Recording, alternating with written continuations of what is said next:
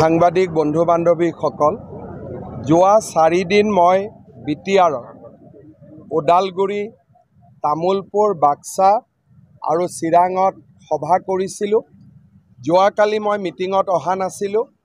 আজি দতমা আৰু ফকিৰা গ্ৰামত মিটিং কৰিম আৰু মই দেখা পাইছোঁ যে ভাৰতীয় জনতা পাৰ্টিৰ প্ৰতি এইবাৰ ৰাইজৰ এক বিপুল উৎসাহৰ পৰিৱেশৰ সৃষ্টি হৈছে। মই বিশ্বাস কৰোঁ যে এইবাৰ বিটিআৰৰ নিৰ্বাচনত ভাৰতীয় জনতা পাৰ্টি এটা শক্তিশালী দল হিচাপে প্ৰতিষ্ঠা হ'বলৈ সক্ষম হ'ব। ইলেকশ্যন ঘোষণা হোৱাৰ পিছত দতমাত আকৌ আহিম আৰু ৰাইজৰ লগত আকৌ লগালগি হ'ম। আজি ইমান ৰাইজৰ উপস্থিতি সি সঁচাকৈয়ে আমাক আনন্দিত কৰিছে। দতমাবাসী ৰাইজক মই মোৰ কৃতজ্ঞতা জনাইছোঁ।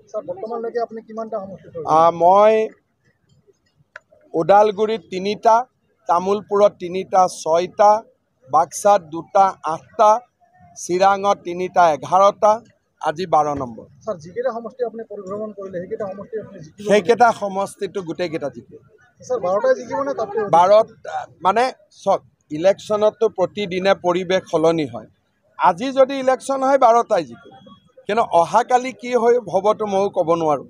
গতিকে না পূজাৰ আগতে ইলেকশ্যন হ'ব, পূজাৰ আগতে ৰিকাউণ্টিং যদি ক'ৰবাত কৰিব লাগে ৰিপুলিং হ'ব আৰু পূজাৰ আগতে ইলেকশ্যনৰ ৰিজাল্টটো ডিক্লেয়াৰ হ'ব। অৰ্থাৎ 28 তাৰিখে 29 তাৰিখৰ পৰা পূজা, 27 আৰু 28 তাৰিখৰ ভিতৰত আমি নতুন বিটিআৰ দেখা পাই যাম।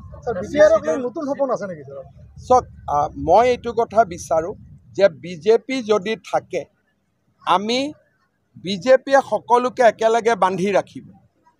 বিজেপি যদি নাথাকে সকলোৱে একেলগে বান্ধ খাই নাথাকিব। এডাল মৰমৰ বান্ধ, এই মৰমৰ বান্ধটো বিজেপিয়ে অলপ টাইট কৰি ৰাখিব। সেইকাৰণে বিজেপিক আমাক লাগে। এইটো দিলীপ শইকীয়া ডাঙৰীয়াক মিছকোট কৰা হৈছে। ট্ৰাইবেল বেল্ট এণ্ড ব্লক অসমত গোপীনাথ বৰদলৈ ডাঙৰীয়াই বনাইছিল আৰু আমি সকলো মিটিঙতে ট্ৰাইবেল বেল্ট এণ্ড ব্লকক সমৰ্থন কৰোঁ। 6th শিডিউল অটল বিহাৰী বাজপেয়ী ডাঙৰীয়াই বনাইছিল, আমি অটল বিহাৰী বাজপেয়ী ডাঙৰীয়াক সন্মান কৰোঁ। আৰু যোৱা 4.5 বছৰ 5 বছৰ মইতো একেটাই কাম কৰি আছোঁ যে 6th শিডিউল সফল হওক, ট্ৰাইবেল বেল্ট এণ্ড ব্লক সফল হওক, লগতে বাকী জনগোষ্ঠীৰ ৰাইজেও মাটিৰ অধিকাৰখিনি পাওক। বেলেগ অধিকাৰ বেলেগ কথা, মাটিখিনি পাওক। এইটো কামৰ কাৰণে লাগি আছোঁ। গতিকে ইয়াতে সিদিনাখন দিলীপ শইকীয়াই কিবা কৈছিলে, কিবা বুজি গ'ল। গতিকে মই ভাবোঁ যে এই বিষয়টোক লৈ ৰাজনীতি কৰা উচিত নহয়, কাৰণ সকলোৱে জানে যে বিজেপি জনজাতীয় ৰাইজৰ লগত আছে। সেই কথাটো সকলোৱে জানে, ইয়াত আৰু বিতৰ্কৰ কোনো স্থান নাই। বড়োলেণ্ডত ইলেকশ্যন হ'ব, ইলেকশ্যনৰ এটা ৰিজাল্ট ডিক্লেয়াৰ হ'ব।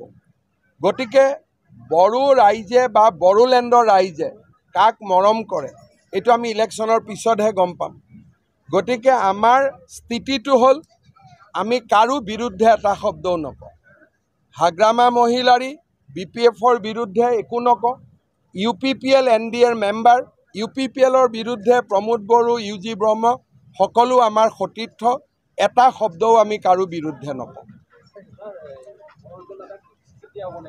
মনোৰঞ্জন মৰ্ম টিকেটৰ দৌৰত আগত আছে। ৰাইজেও কৈছে মনোৰঞ্জনক টিকট দিব লাগে বুলি, কিন্তু দিয়া নিদিয়াটো দিলীপ শইকীয়াই সিদ্ধান্ত ল'ব। কিন্তু ৰাইজক মই সুধিছিলোঁ কাক টিকট দিব লাগে, চবেই কৈছে মনোৰঞ্জন ব্ৰহ্মক দিব লাগে। এতিয়া বাকী সিদ্ধান্ত দলে ল'ব। মই ভাবোঁ যে ৰাইজে এইবাৰ আমাক বহুত মৰম কৰিব। এতিয়া কিন্তু ইলেকশ্যনটো আমি জেদত খেলা নাই। গতিকে একেবাৰে যেনেকৈ বিধানসভাত কংগ্ৰেছৰ লগত খেলোঁ, যুঁজি বাগৰি চব কষ্ট কৰি ইলেকশ্যন খেলোঁ, কাৰণ কংগ্ৰেছ আমাৰ শত্ৰু। বিটিআৰত আমাৰ শত্ৰুটো কোনো নাই, সকলো বন্ধু। গতিকে ইয়াত আমি নিৰ্বাচন মৰমৰ মাজেদি খেলিম, সমন্বয়ৰ মাজেদি খেলিম, শান্তিৰ মাজেৰে খেলিম। মই গোটেই 40টা সমষ্টিতে যাম, ৰাইজক সুধিম। 20 আগষ্টলৈকে মোৰ গোটেইকেইটা সমষ্টিত যোৱা হৈ যাব। 21 তাৰিখে আমি সিদ্ধান্ত ল'ম কেইটা সমষ্টিত ইলেকশ্যন খেলিম।